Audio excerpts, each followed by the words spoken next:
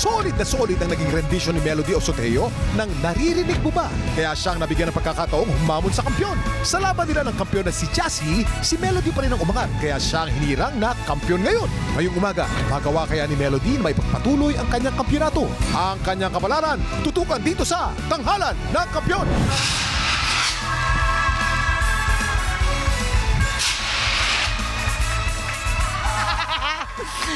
Nako, ito na nga po, may mga bago na naman kami mga discover na talented Pinoy singers. Kaya hinamon namin silang magbakbakan dito sa Tanghalan ng Kampiyon. Para simulan ng laban, i-welcome natin ulit ang ating mga inampalan. Our guest judge, songwriter, record producer, the R&B crooner, Daryl Ong. Ito naman ang ating concert stage performer and Queendom diva, Jessica Villarubin. Multi-platinum artist and OPM hitmaker, Renz Verano. Ito na po at kilalanin na natin ang ating dalawang kalahok, Girly Aringo at Woodrow Gonzalo. Sila ang sasabak sa unang banggan. Nakakatuwa yung kwento mo kasi nakaka-relate ako sa'yo as a raketera. Naging babysitter ka, ano pa ba? Kasambahay, naging tauhan sa bakery, lahat-lahat pinasok mo. Bakit nandun yung urge? Bakit ang dami mong ginagawa sa buhay mo? Kasi gusto ko pong makapagtapos ng pag-aaral. Gusto ko bumalik sa pag-aaral para po makapagtapos talaga ng college. Bunso po ako sa babae. Yung mama ko po ang talagang prioritize ko pag katrabaho ko. Yung pera po na sahod ko po, binibigay ko po kay mama, kay papa. Ganun. Mama, papa, sa mga kapatid ko, salamat kasi naging napaka-supportive niyo sa akin. At kung di man ako manalo o manalo man ako, sana ganun pa rin yung tingin niyo sa akin. Kumbaga, sobrang support pa din kayo sa akin kahit na matalo ako. Girly Aringo from Rizal! Hi, Girly. Saan ka si Rizal? Teresa po. Teresa Rizal? Yes po. Nako. Ito, alamin naman natin kung ano ang masasabi ng ating mga inampalan. Una sa lahat, napakataas ng boses mo. Thank you po. Halatang abot na abot mo talaga yung song. Interesting yung voice quality mo. Hindi siya super nipis, hindi rin siya makapal. Kumbaga, parang akma siya sa range, sa key nung kanta na kinanta mo. Siguro kung meron ako napansin, yung hinga lang. Meron lang mga times yung for example, yung For All the Rest of Time. For all the rest of time, para siyang, feeling ko kaya mo naman siyang buuin eh. Baka parang naging sigurista ka lang na para hindi ka kapusin. Pero magtiwala ka lang kasi yung mga ibang parts nagagawa mo naman na mahaba eh. So, tingin ko kaya mo yun. Baka kinabahan ka lang. Yun lang naman. Nagustuhan ko yung dynamics mo. Yung unang pasok, mahinahon lang. Unang chorus, mahinahon. Gusto ko yun. Vocal range, napaka-wide. Ako, agree ako doon sa time na nag-breathe ka ng pangatlo. Rest of time. Kasi alam namin na kaya mo yun eh, na isang hingahan lang. At ako, yung sa diction ako, I don't wanna, yung miss.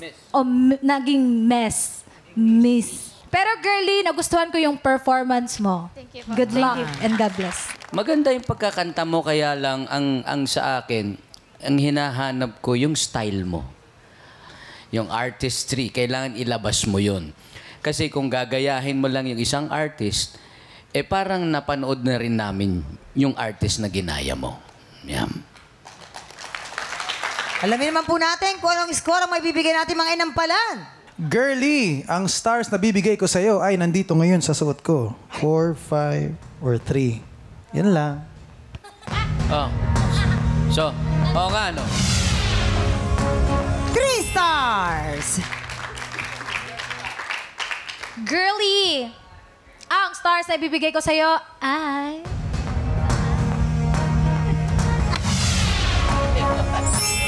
4 stars! Siyempre, girly. Bibitinin muna natin kung anong score ang bibigay ni Renz. Okay? Ayan. Sa ngayon, kilalanin na natin ang ating pangalawang kalahok na si Woodrow Gonzalo. Nabalitaan ko na meron ka na daw mga anak. Ilan ang anak mo? 3 po. Pinakabunso mo, ilang taon na siya? Ano po? 2 months? Pero balita ko, meron siyang sakit. part po nung ari niya merong tubig. Kaya po, nangutang ako para po may pambayad po dun sa pagpapagamot nga po sa kanya. Hanggang sa hanap po ako ng pwede kong pagkakitaan para po mabayaran ko po yun, tapos para mapagamot ko po siya. Kasi may bibilin pa po mga medicines para po iturok sa kanya. So ngayon, kamusta ang kalagayan ng baby? Malakas naman po siya, malusog naman po, mataba naman. Siyempre, itong tanghalan ng kampiyon, makakatulong to sa'yo para talaga madagdagan yung funds mo, para mas makabili ka ng mga gamot para kay baby. Kaya mo yan. Woodrow Gonzalo! Nakakaloka ka naman talaga naman. May nalalaman pang...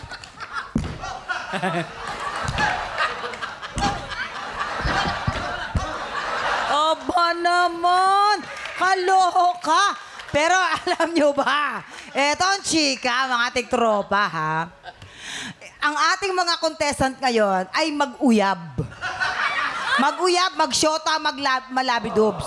Oo. Oo, mag-uyab sila. Hindi nila alam na ngayon ay ngayong araw na to sila magkakalaban. Sa bukas break na to. Hindi, wag ganon. Teka muna.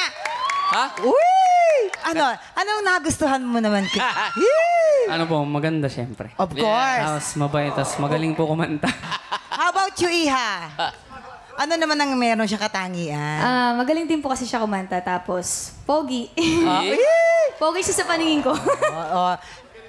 Nako, pag halimbawa kayo nagkatuluyan, di ba? Pero mga anak ninyo, unga pa lang, may tono na. Paglabas nun, kumakanta na.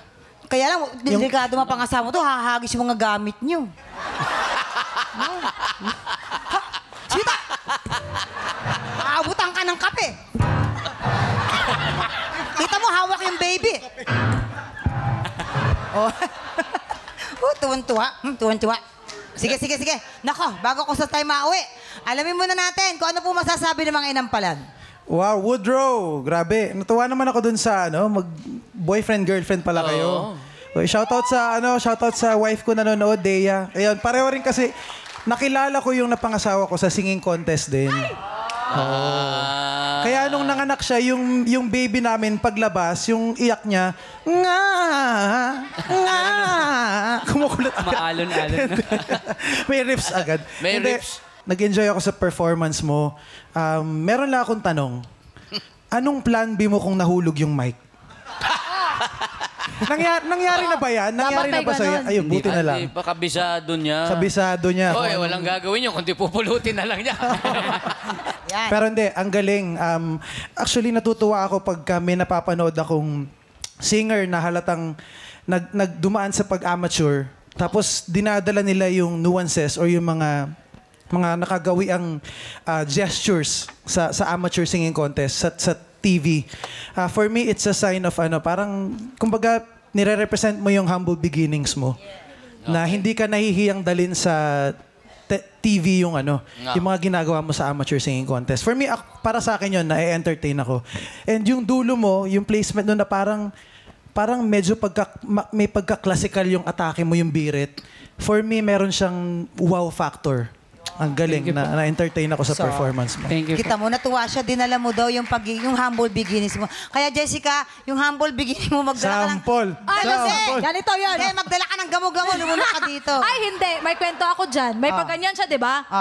Before, amateur ako. Meron din kami mga ganyan, mga babae, hindi lang mga lalaki. Paano? I have nothing, di ba? Pa-play sige. po. Yan. Yan, mga ganyan. I who have nothing. May I who have no one. Ganon lang sa babae. Siyempre, di namin kaya yung pag ganon. Ang ganda. Parang yung manika sa harapan ng taxi, yung gumagano.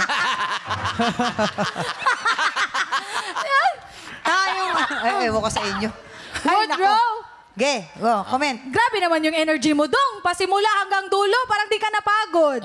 Kanina, giniginaw pa yan. Yun nga, ready ka dito. Parang pinaghandaan mo para natulog ka ng 3 araw before ka sumalang. Ang sa akin, nasabi na ni Kuya Dayo yung iba, siguro yung sa akin sa enunciation, sa diction ako. Kasi yung love, naging love you. I love you. Nag-enjoy ako sa performance mo. Congratulations. Thank you po. Okay. I love you. Akala ko hindi mo gagawin yung dulo na mahirap. Maganda. Maganda yung nadali mo nun.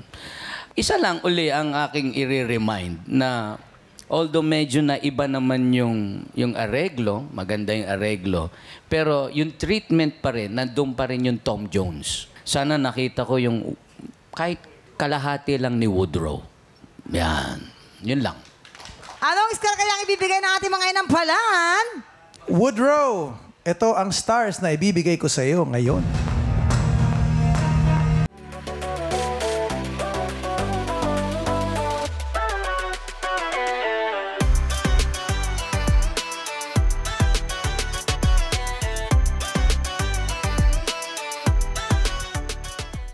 Tropa, pinanood mo hanggang sa dulo itong video na to at dahil doon, very good ka. For more happy time, watch more TikTok Lock videos on our official social media pages and subscribe to GMA Network official YouTube channel.